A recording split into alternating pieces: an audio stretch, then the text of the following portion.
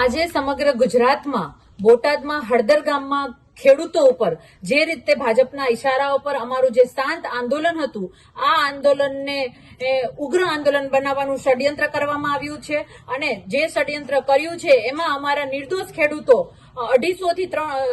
થી 300 ખેડૂતોને જેલમાં પૂરી દેવામાં આવ્યા છે, જેને ખાવાનું પીવાનું પાણી આપવામાં નથી આવી રહ્યું અને જે રીતે ખોટા કેસ અમારા ભાઈઓ ઉપર કરવામાં આવ્યા છે, રાજુભાઈ કરપડા ઉપર, પ્રવીણભાઈ રામ ઉપર ખોટા કેસો કરવામાં આવ્યા છે અને અમે લોકો જ્યારે આ વાતનો કાળી પટ્ટી બાંધી અને વિરોધ પ્રદર્શન કરી રહ્યા હતા ત્યારે આ લોકોએ પોલીસ તંત્રનો દુરુપયોગ કરી અને દરેક જગ્યાએથી અમારા ક્રાંતિકારી કાર્યકર્તાઓને ઉઠાવીને લઈ જાય છે. તો આવો ભાજપની સરકારમાં આવો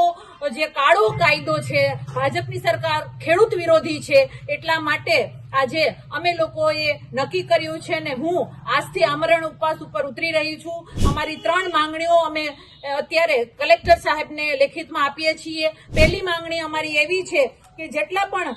કેસ થયા છે બોટાદમાં હળદર ગામના લોકો ઉપર જે ખોટા કેસ કરવામાં આવ્યા છે અને અમારા 2 ભાઈઓ રાજુભાઈ અને પ્રવીણભાઈ ઉપર જે કેસ કરવામાં આવ્યા છે, આ કેસ તાત્કાલિક ધોરણે પાછા ખેંચવામાં આવે અને બધાને જેલ મુક્ત, જેને લઈ ગયા છે એને જેલ મુક્ત કરવામાં આવે. અમારી બીજી માંગણી છે કે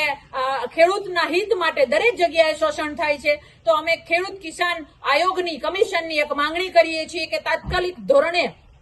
સરકાર દ્વારા ખેડૂત હિત માટે, એના નીતિ માટે, એના નિયમો માટેનું એક કમિશન, ખેડૂત કમિશન બનાવવામાં આવે એવી અમારી માંગણી છે. અને ત્રીજી માંગણી અમારી એ છે કે બોટાદ એપીએમસીમાં જે કડતા પ્રથા અને જે અન્ય પડતર માંગણીઓ છે એ માંગણીઓ પણ તાત્કાલિક લેખિતમાં આપી અને અમારી વાતને સ્વીકારવામાં આવે.